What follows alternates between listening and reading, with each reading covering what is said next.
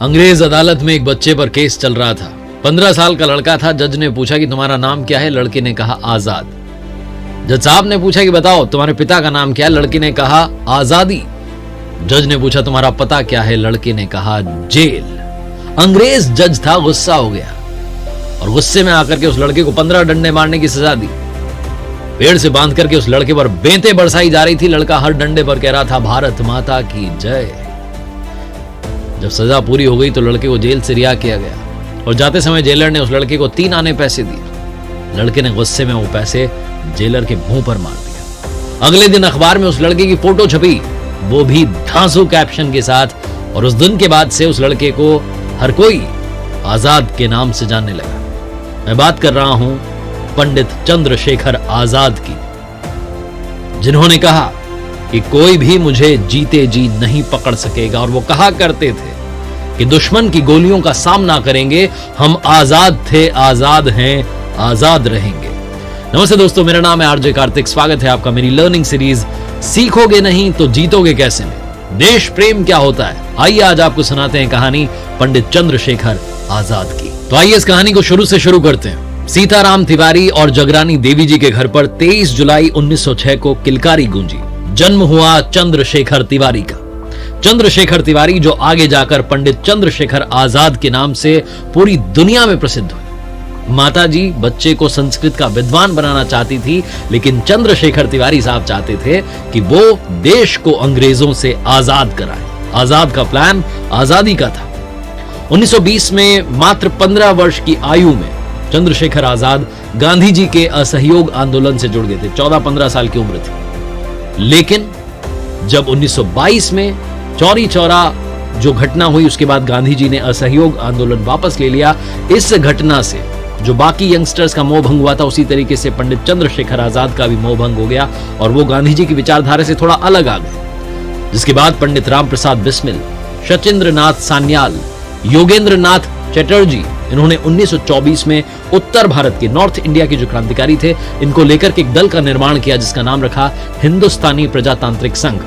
चंद्रशेखर आजाद पंडित जी जो थे, ये निशानेबाजी में बहुत अच्छे थे क्योंकि बचपन में इन्होंने इसकी ट्रेनिंग ली थी। ये आगे बहुत काम आई। आइए इस कहानी को आगे बढ़ाते हैं। साल था 1925। काकोरी ट्रेन लूट के लिए पंडित राम प्रसाद बिस्मिल जी ने अपनी मदद के लिए 9 क्रांतिकारियों को चुना, जिनमें से एक पंडित चंद्रशेखर आजाद भी थे।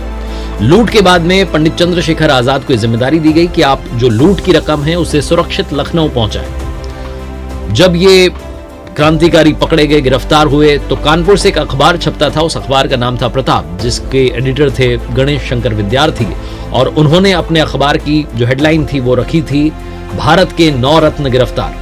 लेकिन कमाल की बात यह थी कि इन 9 रत्नों में पंडित चंद्रशेखर आजाद शामिल नहीं थे। वो हमेशा की तरह पुलिस को चकमा दे करके निकल चुके थे। वो बनारस में थे, कभी बाहर थे, कभी कहां थे, लेकिन लुका छिपी का खेल खेल रहे थे। वो हर बार पुलिस को चकमा देकर के बच निकलने में सफल रहते थे। इस सब के बीच में एक और घटना होती है। साइमन कमीशन का विरोध कर रहे लाला लाजपत राय पर पुलिस की लाठियां बरसाई जाती हैं, उनकी जान चली जाती है और लाला लाजपत राय की मौत का बदला लेने की फिर योजना बनाई जाती है। योजना ये बनाई जाती है कि भगत सिंह लाला लाजपत राय पर जिन्होंने लाठी चलाई, उस सैंडर्स को गोली मारेंगे। राजगुरु स्टैंड बाय में रहेंगे और पंडित चंद्रशेखर आजाद भगत सिंह को कवर देंगे। अगर हमले के बाद में कोई इनका पीछा करता है तो पंडित जी यानी कि चंद्रशेखर आजाद साहब उससे निपट लेंगे।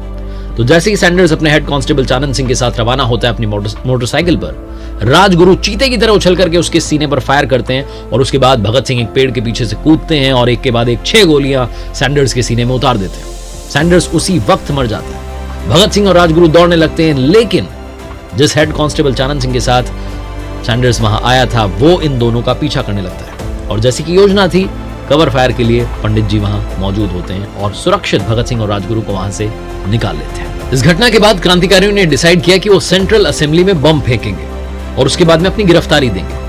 इस काम को करने के लिए पंडित जी तैयार थे, लेकिन बाकी साथियों ने कहा कि नहीं, आपकी जरूरत संगठन को।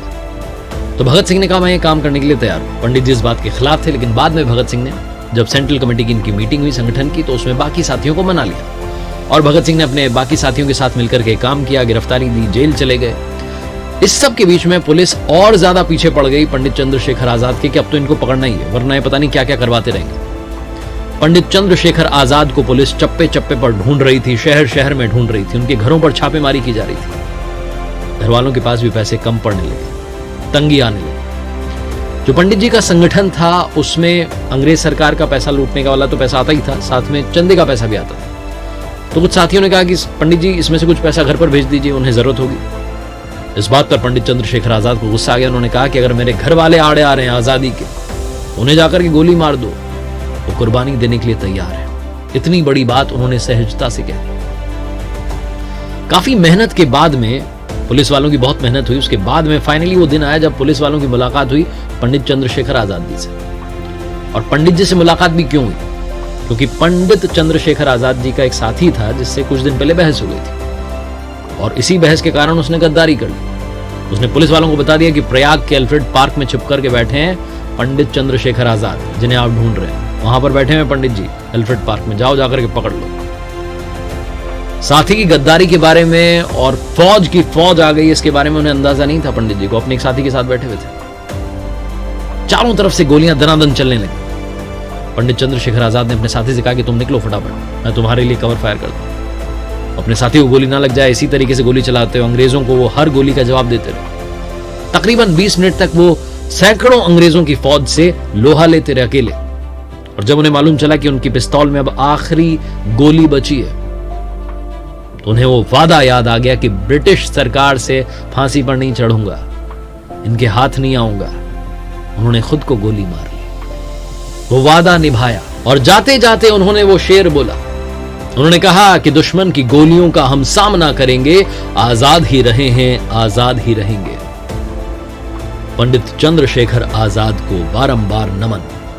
हम आजादी की बात तो करते हैं लेकिन आजाद की बात करना भूल जाते हैं। याद रखिए हमारे देश के उन हीरोज को जिनकी बदौलत आज आप और हम खुशहाल हैं, आज आप और हम आजादी का उत्सव मना रहे हैं। हमारे देश के तमाम क्रांतिकारियों को, हमारे देश के स्वतंत्रता सेनानियों को बारंबार प्रणाम। देशभक्ति सीखनी है तो इनसे सीखिए। जय हिंद, जय भारत।